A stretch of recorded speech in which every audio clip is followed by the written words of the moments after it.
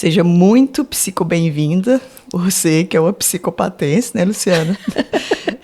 Eu sou psicopatife, né? Porque eu vou embora. Psicopatife, então. Quem sai de Patos é psicopatife. No meu quadro, me conta a sua história com vinho, terapia e prosa. Muito então obrigada. Já vamos começar a brindar, né? Com certeza. O vinho lá da Aspen, né? Da Aspen Wine House, que é o vinho do Cicinho e da Isabela. Saúde. A gente começa bem. Saúde.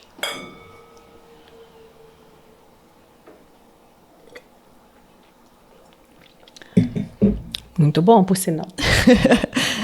Luciana é filha de Patos, né? Filha de pessoas que nós amamos muito.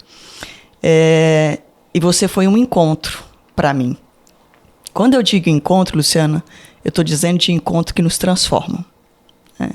A gente está encontrando pessoas o tempo todo, mas não é todas as pessoas que a gente tem uma noção tão real do quanto a gente se transforma após aquele encontro.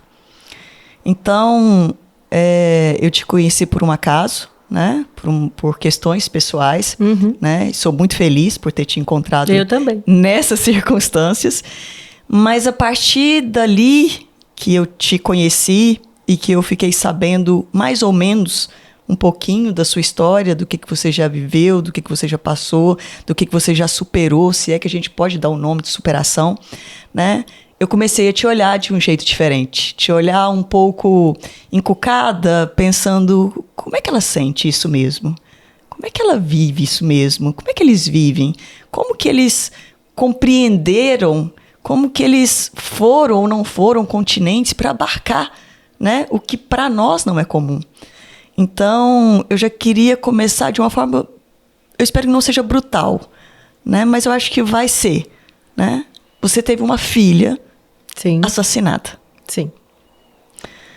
Quando eu soube isso, é como se tivesse abrido uma realidade para mim que eu nunca vivi. Eu não conheço ninguém, né, que teve um filho assassinado, uma filha assassinada.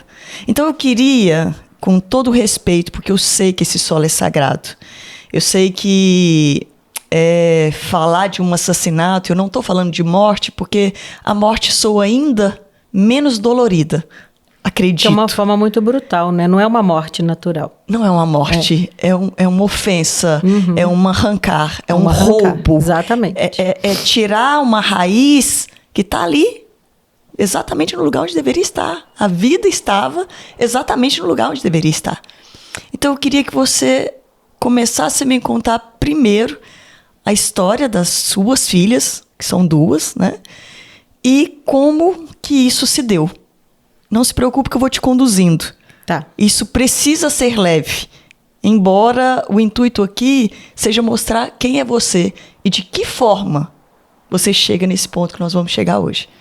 Eu vou ter que te contar um pouquinho da minha gravidez. Por favor. Eu já tinha 5 anos de casada, resolvemos que seria a hora já de ter filho e parei de tomar pílula, parei de ovular. Tentei por 3 meses, mas a gente já estava super aflita, porque depois de 5 anos eu falei, eu quero agora. Procurei uma velha clínica. Já, né? Então, não, 29 eu tinha. Procuramos uma clínica de fertilização em Ribeirão Preto e o médico riu da nossa cara quando ele perguntou há quanto tempo nós estávamos tentando, que eu falei 3 meses. Ele falou que até 1 ano era super natural, mas eu falei, eu não quero esperar mais, eu quero agora. Podemos fazer? Podemos. Então, foi feito o primeiro tratamento, que é uma indução de ovulação. O doutor Franco me falou que aumentariam as possibilidades de uma gravidez gemelar, porque você não controla a liberação de um único óvulo. E aí, da primeira tentativa, só de estimular a ovulação, eu engravidei na primeira vez. Não fiz inseminação, nada. Porque acho que eu realmente estava impaciente, eu não tinha um problema, né? Eu acho que talvez pelo uso da pílula ou não. Ansiedade, viu? Meu lado psicológico falando, ser. Tá? Ansiedade. Engravidei da primeira vez. E fiz o acompanhamento, assim, as 12 primeiras semanas, eles gostam que a gente vá lá. Aí depois você pega o seu obstetra de escolha, mas até sentir que a gravidez está tudo bem, eu ia para Ribeirão toda semana fazer ultrassom. A gravidez estava transcorrendo normalmente. Até uma das crianças, que não sabia se era menino, se era menina, formou como se fosse uma brida, que seria uma membrana. E ela ficou com um espaço contido. E isso é um problema, porque qual que era o prognóstico que o médico me falou? O bebê vai começar a crescer e vai ficar sem espaço. Então, dali para frente, para mim, eu teria só um bebê. Porque o prognóstico era o coração parar de bater. Vai crescer até ficar restrito naquele espaço e o coraçãozinho dele, né? A gente não sabia o que era. E fui acompanhando. No final, era só assim, chegava lá, fazia ultrassom, o coração tá batendo, tá apertadinho, tá apertadinho. Eu nem levava mais, na época era DVD, né? A gente levava DVD para gravar o ultrassom. Como eu já estava esperando esse desfecho, eu nem levava. É como se você tivesse começado a aceitar que uma não iria sobreviver. Já era isso. Ele não me deu outra possibilidade. Ele falou que era impossível, porque ela não tinha espaço para crescer a partir dali. Era um espaço restrito. Formou-se uma membrana na placenta e ela não sairia dali. Aí, eu já estava por volta do terceiro mês, 20ª semana, mais ou menos por aí. Não, desculpa. 12ª semana. Já achando que eu teria um bebê só, conformada com a ideia. Cheguei lá para fazer ultrassom, o médico olhava e falou assim, uma cara meio assustada, você rezou muito? Eu falei, tenho rezado, bastante. Ele falou, porque o que eu estou vendo aqui, em 30 anos de profissão, eu nunca vi. O seu bebê, ele rompeu esse espaço e ela está no espaço. Ele, né? Eu falo ela porque eu já sei, né? Que seriam meninas. Está no espaço e está tudo bem. E ele falou, em 30 anos de profissão, eu nunca vi isso. Então, eu já sabia que era uma criança batalhadora que viria ali. Ou seja, ela decidiu viver. Decidiu viver. Em 30 anos, foi o primeiro caso que aconteceu. Ela rompeu as barreiras já, que a vida já estava colocando, e decidiu viver. Exatamente. Aí descobri o sexo, vimos que eram 2 meninas, eu escolhi o nome de uma, meu marido escolheu o nome da outra. E aí, quando fizemos a cesárea, optamos por escolher. Então, quem vai ser quem? A primeira filha seria a Gabriela. A segunda a nascer seria a Carolina. Quando o médico tirou, ele falou, essa aqui, esse primeiro bebê, que era a Gabriela, é a que estava na brida. Então, desde o início, nós sabíamos que era ela, que foi a guerreira ali que optou por nascer. Nasceram super bem, não ficaram em incubadora. Fomos para Rio Claro 3 dias depois. E se desenvolveram super bem, até os 8 anos, que foi quando tudo aconteceu. Aos 8 anos, você é mãe de 2 meninas lindas. Saudáveis, de preferência muito custosas, pelo que eu conheço a Carol um pouquinho, né? Aos 8 anos, acontece algo fora do que a gente entende, de que seja normal, de que seja possível, né? E principalmente a atrocidade da vida. O que aconteceu aos 8 anos? Eu deixei as minhas 2 filhas na catequese. Eu tinha um aniversário e eu sempre revezava com uma amiga. Eu levava e ela buscava. Então, fui para um aniversário, deixei as 2, fui para o aniversário. Quando a babá me liga, em pânico, que a minha casa tinha sido assaltada e que a Gabriela tinha levado um tiro. Eu não sei te descrever, porque nessa hora eu só sei, assim, que eu lembro que parece que o chão abriu. O chão se abriu e eu fiquei, assim, sem gravidade, flutuando por ali. Fomos todas, né? Lógico, foi todo mundo para o hospital. E aí começou o drama. Foram neurologistas, passamos a noite toda lá, o quadro era gravíssimo, gravíssimo.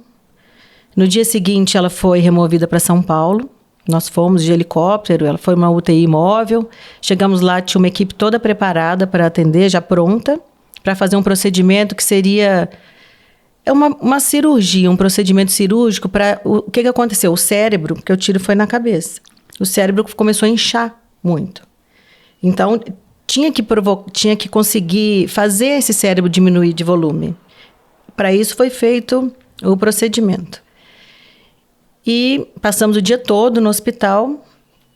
À noite o médico veio e falou que é uma possível morte cerebral. Fariam vários exames ainda para ter o laudo final, mas que provavelmente não mudaria. Seria isso mesmo. Agora vamos tomar mais um gole para a gente relaxar.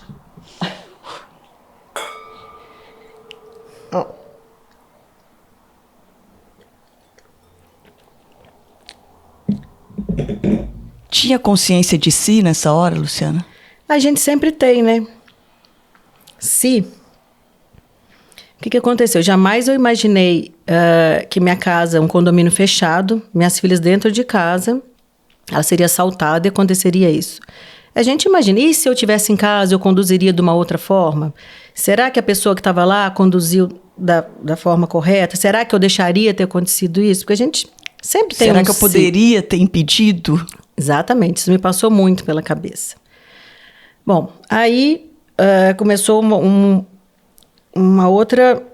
outros questionamentos. Na hora, o meu marido já virou de cara e falou assim, eles vão perguntar pra gente sobre doação de órgãos. O que você vai querer fazer? Falei, nem estava preparada para isso, porque eu rezava muito, eu tinha esperança. Até mesmo ele tendo falado isso, que o mais provável era, né, faltava só alguns exames para constatar mesmo a morte cerebral. Mas nós passamos a noite com ela na UTI, era uma UTI infantil, e eu ainda acordei, assim, quando você abre o olho, se é que eu dormi, né? A hora que eu abri o olho, naquela esperança. Mas todos os Porque exames... ela ainda estava ali. Ela ainda estava, o corpinho dela estava ali, eu estava vendo ela ainda, né? É muito difícil correlacionar alguém que está quente, que alguém que está ali, que vocês ouvem o coração de que de repente essa pessoa não existe mais. Aí nós acordamos, foram feitos todos os outros exames e realmente constatado a morte cerebral. E aí veio realmente uma equipe do hospital conversar e perguntar se nós doaríamos os órgãos. O que é doar órgãos nessa hora? O que é dizer para uma mãe, Lu? Você doaria os órgãos da sua filha? Sua filha tem 8 anos, você tem outra filha em casa. Lembrando que essa filha que levou o tiro é a mesma que tinha decidido viver há 8 anos atrás bravamente. Né? Então, exatamente. De alguma forma, a doação seria... Ela ainda quer continuar a viver? Ela ainda... Né? Qual que seria? O que passou na sua cabeça? Eu acho que eu nem sei formular uma pergunta. Olha, vou ser bem sincera. No primeiro momento, o meu primeiro pensamento foi assim, ela já passou por tanta coisa, eu ainda vou deixar abrir minha filha. Foi um sentimento breve, assim. Você se sente meio invadida, deixar fazer isso com a sua filha. Mas... passou. Acho que isso não foi tudo muito rápido. A gente não está preparado para nada. É diferente de uma doença que vai tudo aos poucos. Foi um choque. Você fica sem saber o que fazer.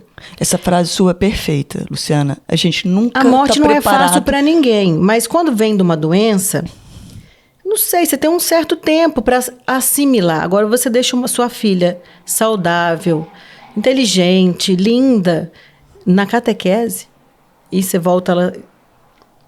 acontece uma tragédia dessa. Aí eu falei, olha, vamos doar. Por que não doar? Depois que, né, quando a poeira dá uma baixada, que você pensa, bem, por que eu não doaria? Eu vou me sentir um pouco invadida de abrirem o corpo da minha filha? Vou. Mas para mim não tem mais esperança. E eu posso levar esperança, que era a esperança que eu queria ter. Sim. Que alguém chegasse para mim e falasse, olha, sua filha vai sobreviver. Eu posso fazer isso para outras mães. Saber que os filhos dela vão sobreviver. Já que a minha, para mim, já tinha acontecido, já tinha perdido. E foi nós decidimos. Doamos os órgãos dela. Fomos embora para Rio Claro. Então, ela ficou. Porque é um processo, às vezes algumas pessoas não sabem, mas é um processo demorado, em média 1 até 3 dias, dependendo. Foi rápido. Isso foi num dia de manhã, no dia seguinte, final da tarde, o corpo chegou em Rio Claro. Foi bem rápido. Acho que não pode demorar muito, né? Porque os órgãos, eles têm demoram um certo ponto, até os testes, até finalmente a doação. Eles fazem vários testes para constatar realmente se teve morte cerebral. Aí, a partir daí, tudo constatado, eles têm que agir rápido, porque tem um tempo, né? Pra eles transportarem os órgãos. Vamos beber mais um pouquinho? Vamos. Te servir.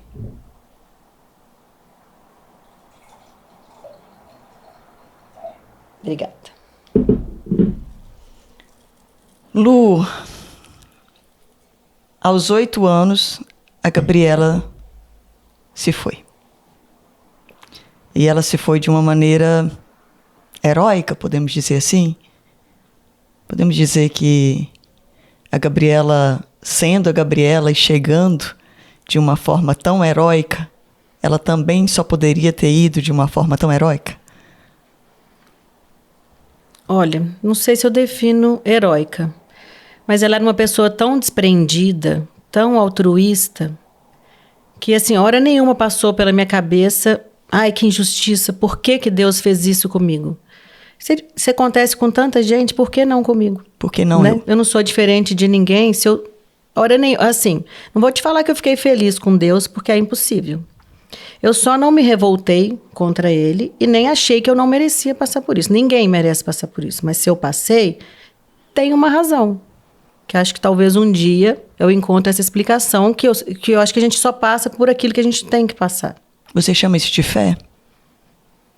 Eu acho que pode ser chamado, sim, fé, porque você tem que crer em alguma coisa, né? Tem uma fala do Mário Quintana que eu acho linda, que talvez seja a representação disso, que as pessoas falam assim, você pergunta se eu acredito em Deus. Não sou eu que tenho que acreditar em Deus, é Deus que tem que acreditar em mim. Então, o que você está me falando representa muito isso, no sentido, por que não eu? Né? As tragédias não são porque Deus quer. As tragédias estão aí para acontecer. Você vê na televisão todo dia mãe perdendo filho por maneiras diversas, né? Então, hora nenhuma, nem eu nem o Vitor nos revoltamos, assim, por que aconteceu com a gente? Eu acho que isso ajuda muito a superar, você não se revoltar. E o que mais ajudou, eu acho, na verdade, foi a Carolina. Porque a gente tinha ali uma outra menina. Sim. Ela não merecia sentir que a gente estava tão triste só pela irmã dela, porque ela estava ali. A gente tinha que estar feliz por ter a outra filha com a gente, né? Então vamos falar um pouquinho disso? A Carol viu tudo acontecer. Viu? Elas estavam juntas. Me conta como foi. Na hora? Na hora. Os que ladrões... você soube, claro, né? A reação da Carolina? Como que foi no momento? Então, o que aconteceu, elas estavam juntas, né? Bom, na hora do tiro, as duas estavam exatamente juntas. A irmã caiu no ombro dela. Então, ela viu tudo. Mas acho que ajudou muito a pouca idade. 8 anos ainda é uma fase leve, que a criança não tem aquele peso que a gente tem. É lógico que ela sentiu muita falta da irmã, mas desde o início ela conduziu de uma forma maravilhosa. A Gabriela foi enterrada numa sexta-feira, na segunda-feira ela quis ir à aula. E eu falei, eu tenho que levar, eu não vou mandar ela para a escola, ela tem que sentir que eu estou dar segurança para ela que ela pode ir para a escola sim. Fui levar, foi horrível, mas tudo que ela quis fazer, eu deixei ela fazer, porque ela enfrentou com muita bravura. Menos de um mês depois, elas seriam damas de honra de um casamento, as duas, de uma médica, assim, conhecida minha. Ela me ligou e falou, Lu, não precisa, não tem problema nenhum, fica totalmente à vontade. Falei, eu não vou simplesmente falar para a Carolina que ela não vai. Falei, filha, você quer ir? Quero. O Vitor falou, Lu, você tá louca que nós vamos para um casamento? Falei, vamos. Nós vamos, lógico que só para a igreja, mas se ela tem coragem de enfrentar isso sozinha, nós temos que estar do lado dela e vamos junto. Fomos para o casamento, tudo da escola. A festa junina, ela quis dançar, ela dançou. Então, desde o tempo todo, desde o início, ela foi uma criança madura, maravilhosa. Ela, assim, nem sei o que falar, da onde ela tirou a força. Ela nasceu junto, né? Tem até uma passagem dela, a gente estava aqui de férias em julho, isso tudo aconteceu em maio, né? E aí tinha um buffet, estava promovendo atividade infantil, brincadeiras, durante o dia para deixar as crianças. Eu e a mamãe fomos levá-la, chegou lá, ela falou, eu não quero ficar aqui sozinha. Aí a gente estava indo embora.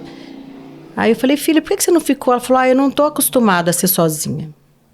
Falei, filha, mas, a mamãe, tudo que eu fiz foi sozinha. Eu fui pra escola a primeira vez sozinha, minha aula de balé, tudo que eu fiz sozinha. Ela virou pra mim e falou assim, mas você não nasceu sozinha.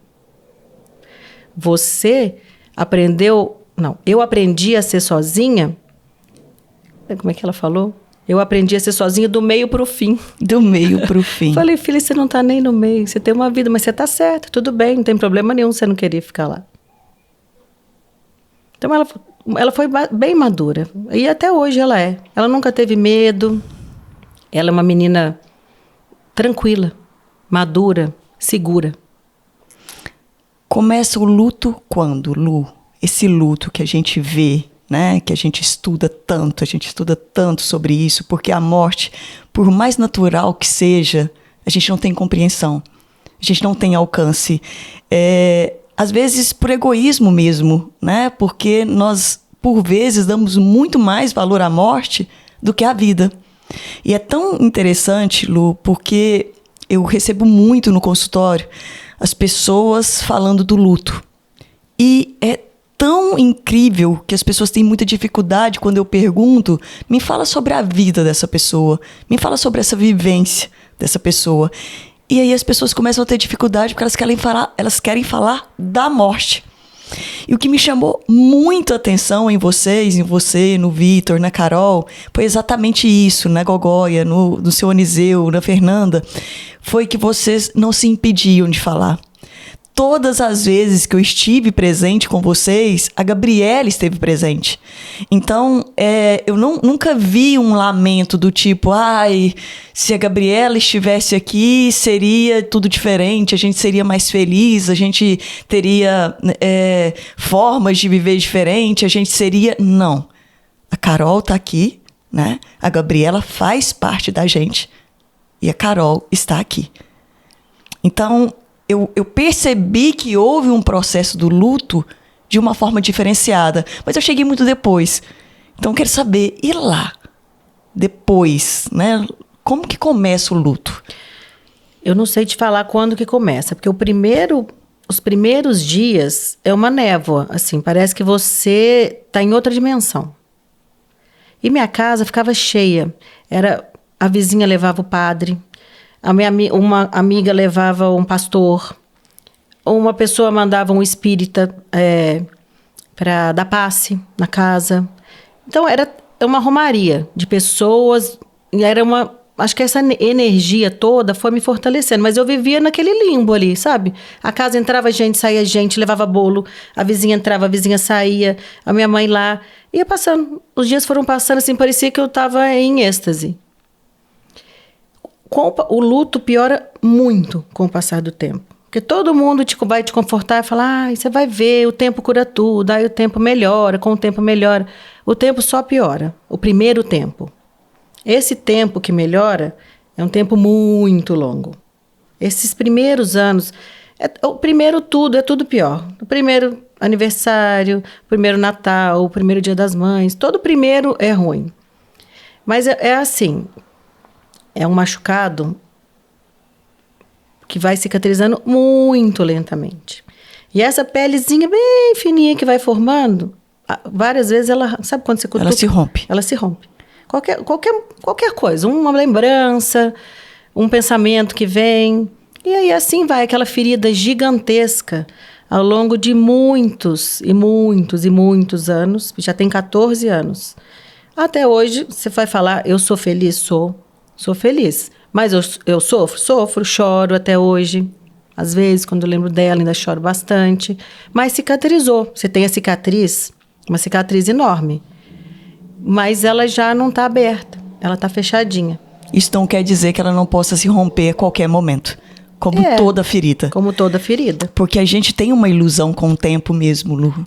De que com o tempo passa. E eu ficava pensando, mas que tempo é esse que as pessoas falam? Já passou 1 ano, 2 anos, 3 anos? Não passa nunca. Não passa. O tempo é eterno. E o que eu entendo é que a presença da Gabriela, né, ela torna esse tempo possível. Que não é o tempo do passar. É o tempo de continuar vivendo junto. É isso que vocês percebem? Porque é isso que eu vejo. Eu acho que acho não, tenho certeza absoluta que a existência da Carolina foi fundamental. Talvez nós tivéssemos outra atitude sem ela, se fôssemos só nós dois. Perdemos a nossa filha, e agora? Mas eu senti muito, uma coisa que me marcou, que eu não me lembro o nome, foi uma pessoa que foi na minha casa. Eu acho que ela é a criadora do Amor Exigente, não me lembro o nome dela. E ela me contou a história dela. Ela perdeu um filho que fazia medicina, um moço também super saudável, num acidente de carro. E ela ficou 1 ano fechada no quarto dela. Até o outro filho fala assim: mamãe, eu estou vivo, eu também estou aqui. E eu nunca quis que a minha filha pensasse isso. Eu sempre quis, eu não chorava perto dela, apesar de que a gente sempre falava da Gabriela, nunca fingimos que não aconteceu. Eu não ficava falando, eu deixava ela livre, se ela quisesse falar, se ela não quisesse falar, mas nunca foi um assunto proibido lá em casa. E eu sempre tive essa preocupação. Eu tenho que dar força para minha filha, ela tem que sentir que eu tenho prazer em tê-la. Não que eu estou só sofrendo pela outra, porque ela Como tá se aqui. só a outra existisse. Exatamente. E aí, em algum momento, a tragédia, ela vai se transformando em algo que você percebe que você é maior do que a própria tragédia? Ao longo de muito tempo. Ao longo de muito tempo, porque é uma invasão muito grande, né? Assim, hora nenhuma eu quis sair daquela casa também. Ai, não consigo mais morar aqui. Porque aonde eu fosse, a dor ia comigo. Eu sei, não estou criticando.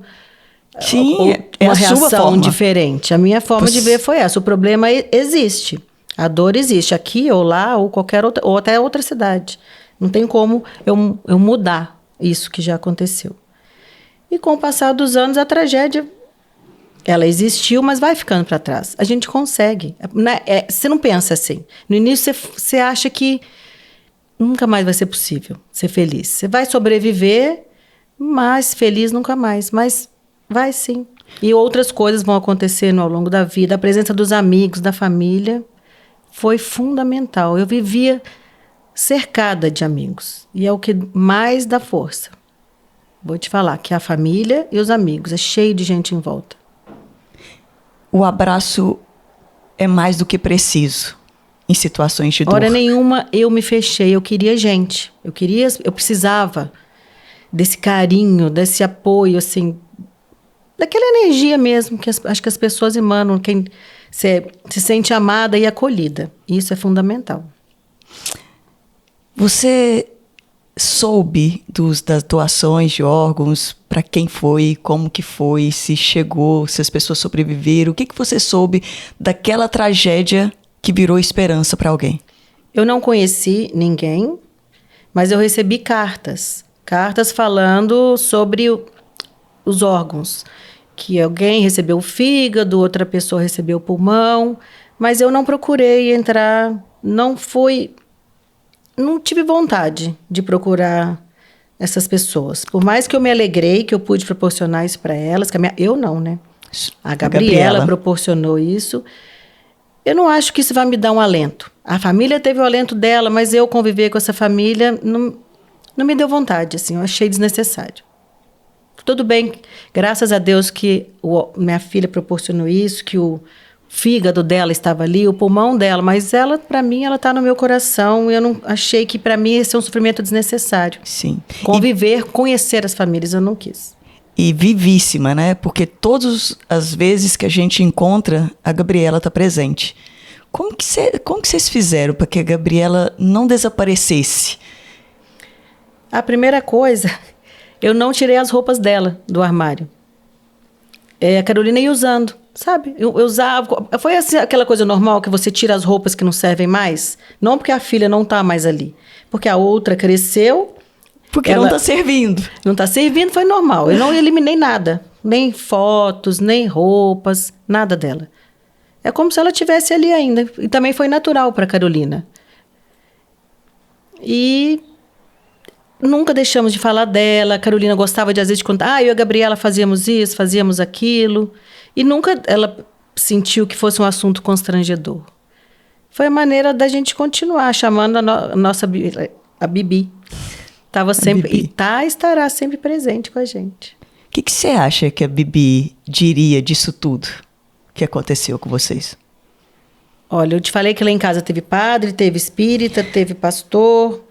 Assim, o padre me falou que o espiritismo é um analgésico. Para mim foi mesmo. Para mim, o que eu acho, tá? Que acontece. Ela teve que vir, ela sabia disso, para viver 8 anos.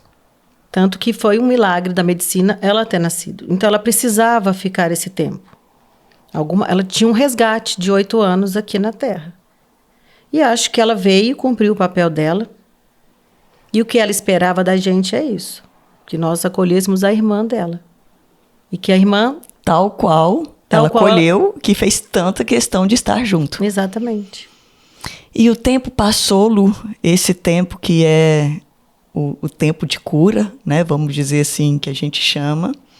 E depois de alguns anos, nós tivemos uma bela surpresa que aí não tinha nada a ver com tragédia. Também gostaria que você me dissesse do susto, do desespero. Não teve nada de tragédia, mas teve muito susto. Se quiser beber... que a gente precisa brindar as coisas boas que esse tempo, né, de tragédia também nos proporciona.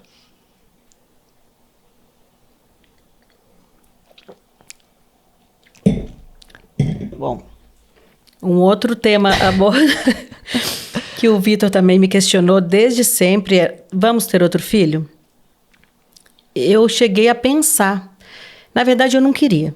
Eu pensei pela Carolina. Ela nunca foi filha única. Eu acho que eu deveria dar um irmão ou uma irmã para ela. Mas eu acho que eu tive por um tempo ela pediu, eu tive uma decisão egoísta. Eu não queria. Não, eu não quero. Realmente eu não quero. Demorei para amadurecer isso, para aceitar o meu sentimento egoísta, que eu não tinha vontade de ter outro filho.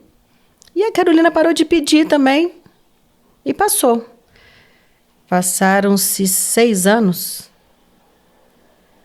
6 anos. Eu tive uma surpresa, assim, que meu chão sumiu de novo. Numa proporção inversa, aconteceu a mesma coisa. Exatamente. O susto, meu chão sumiu de novo quando eu abri o envelope e eu estava grávida. Grávida, com 44 anos, sem esperar, sem tentar, de uma escapulidinha, assim mesmo. Fala como Uma escapulida mesmo. Aí você vai ver as chances, assim, de uma mulher de 44 anos engravidada, a primeira vez, sem tentativa, sem nada. As chances são mínimas, mínimas. Então, realmente, na primeira semana eu só chorei. Fiquei desesperada. Eu era velha, eu não tinha idade para ser mãe, já tinha idade para ser avó. 43? 44. 44 anos. 44 anos. Eu tinha 43, né? Logo que eu engravidei. Mas quando ela nasceu, eu tinha 44. E aí foi assimilando a ideia. Foi uma gravidez super tranquila. E nasceu um ser inexplicável, né? Você conhece. A menina mais carismática, simpática, alta astral, sociável e animada. Ela dá um trabalhinho, porque ela é muito ativa. Mas ela encheu a casa. Ela não ocupou o lugar da Gabriela. O lugar da Gabriela é inocupável. Mas ela trouxe uma alegria muito grande para a família inteira. Não só lá para casa, mas para a família toda. Surge aquele pensamento, às vezes, de que, de certa forma, esse também é um recado da Gabriela? Que a vida está aí e que eu quero muito que vocês vivam, porque viver é exatamente isso que vocês estão fazendo. E não pode ficar restrito só a mim e a Carol. Isso precisa expandir, porque vocês fazem muito bem, vocês vivem muito bem. Não, a Manuela tinha que vir. Eu tenho certeza que eu falei isso para o Vitor, que se não foi a Gabriela que mandou, foi a Gabriela que voltou. Assim, Lu? Assim, porque eu não acho que é a Gabriela. Sim, eu não quero achar, eu também nem quero pensar porque nisso. Porque a Manu é a Manu. Ela é ela, e eu nunca vou saber, e eu não quero ficar vendo traços da irmã nela. Ela é ela. Ela é a Manuela. independente de que alma que ela veio. Aham. Mas foi uma alegria muito grande e eu acho que tem influência da Gabriela, sim. Ela tinha que nascer, a Manuela. Como a Gabriela tinha o tempo dela aqui, eu tinha que ter essa alegria de novo, de ser mãe de novo, apesar de eu ter tomado a decisão de não optar por não ter outro filho. Ela veio de uma forma super inesperada e não esperada, mas foi a melhor coisa que aconteceu. Foi muito bom. Luciana, você acha que na vida a gente decide ser feliz? Decide.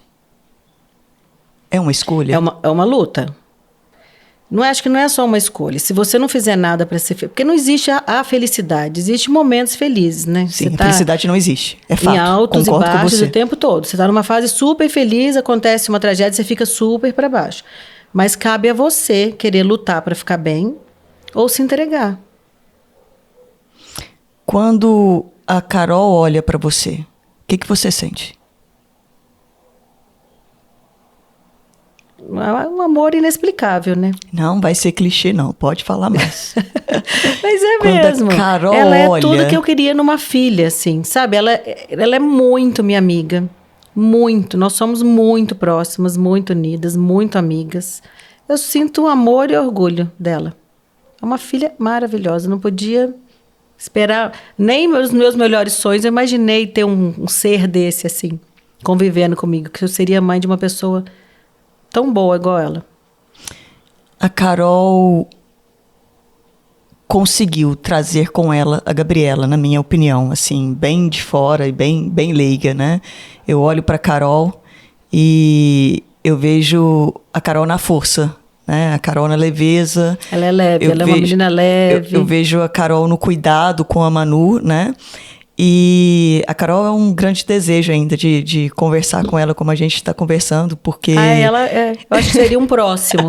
Que ela não pôde estar aqui hoje. A gente até pensou numa ideia de sermos as três, mas eu achei que até é melhor. Só um momento só dela. Porque quando eu olho para Carol, eu fico imaginando que ela também decidiu viver. Que ali, naquele momento que a gente não sabe, né, de um tiro, né, que uma olha para a outra e fala, vai ficar tudo bem. Né? É um pensamento só, e com muito respeito que eu estou te dizendo ele, porque a forma como foi conduzido, né, me parece uma combina de gêmeos, sabe? De gente que é... Eu vou, mas eu vou ficar te apoiando de lá. Eu vou, mas a gente está junto. É isso que eu vejo quando eu olho para Carol. E deve ter sido isso mesmo. Então, eu queria te dizer que eu não sei se tem palavras para uma mãe que perde um filho, porque na verdade não tem. Né? É a ordem inversa, né? É tudo... Parece antinatural, né? E quando eu te fiz esse convite, eu fiquei com muito medo de invadir, né? Com muito medo de pisar e de alguma maneira não ser intensa ou sensível o suficiente para saber o que eu estava fazendo. Então, eu queria te dizer que eu acho que eu pedi ajuda delas. De alguma forma, meu coração se enterneceu, porque eu tive a oportunidade de conhecer a Gabriela, né, através de vocês. E eu tive a oportunidade, estou tendo a oportunidade de mostrar para quem quer conhecer, né, que as tragédias acontecem com todo mundo. Que independe se é negro, se é gordo, se é pobre, as tragédias acontecem. O que define a gente é como que a gente vai lidar com aquilo que a gente fez antes da tragédia. Então, eu entendo que os 8 anos vividos antes foram o suficiente para uma vida inteira. E isso eu queria te dizer aqui. Que eu sei que 8 anos é muito pouco para quem tem tanto. Mas foi o suficiente para valer uma vida. Ah, isso com certeza. Queria que você falasse alguma coisa para as mães, né? E para a gente entender que todo mundo que coloca um filho no mundo está sujeito a perder. Então é preciso aproveitar. É preciso celebrar essa vida que está chegando sem a formatura, sem o... Não. Às vezes serão 8 anos. A gente nunca sabe, né? A gente sempre acha que a gente vai primeiro, que é mais velho, a ordem natural, né, dos fatos é os pais morrerem antes dos filhos. Mas, igual você falou, a tragédia é inevitável. A partir do momento que você teve um filho, tem aquela definição que fala que é seu coração batendo fora do corpo, né? Em outro corpo. E é assim. Tem um autor que fala assim, que para tudo que a gente encontra palavras, a gente consegue passar adiante. E essa é uma das razões de não ter um nome para uma mãe que perde um filho. Mas o que eu vejo aqui, Luciana, é que você não perdeu a Gabriela. Você teve a Gabriela. É a melhor forma de pensar. Porque ela era uma menina iluminada, alegre. E nós fomos muito felizes com ela por 8 anos. Era o tempo que ela tinha aqui. Eu só quero pensar assim. Nós vivemos intensamente, nós 4, né? Eu, o Vitor, ela e a Carolina, e era o tempo que ela tinha. Ela veio para ficar esse período. Então, vamos brindar e beber mais, né? Porque o que nós acabamos de fazer, Luciana, é mostrar que a gente pode viver. E viver não é ser só um ser que está pronto para estar feliz. A gente é um ser que está para construir até nas nossas infelicidades. Exatamente. Muito obrigada. Eu que agradeço, muito grata. Fala mais alguma coisa para dar mais... Vamos tomar mais um gole, vamos fazer um brinde. Agradecer como ela chama, Isabela? A Isabela, o Cicinho, Aspen Winehouse, que é um vinho muito bom. E que é com vinho mesmo que algumas coisas descem. Eu pensei muito, né? Você me deixou bem à vontade, bem livre para escolher se eu gostaria de vir ou não. Em princípio, eu achei que não. Mas quando você me falou que seria importante para outras mães que estão passando ou que passarão, né? Porque a gente nunca sabe como será a vida da gente. Eu falei, eu vou sim. Ela gostaria que eu falasse por ela e ela gostaria de saber que nós somos muito felizes com ela, somos felizes pelo tempo que ela ficou com a gente e continuando felizes. Apesar da cicatriz gigante, a gente continuou. E não poderia ser de outro tamanho, já que ela foi tão grande. Gratidão a Gabriela. Bibi. Bibi.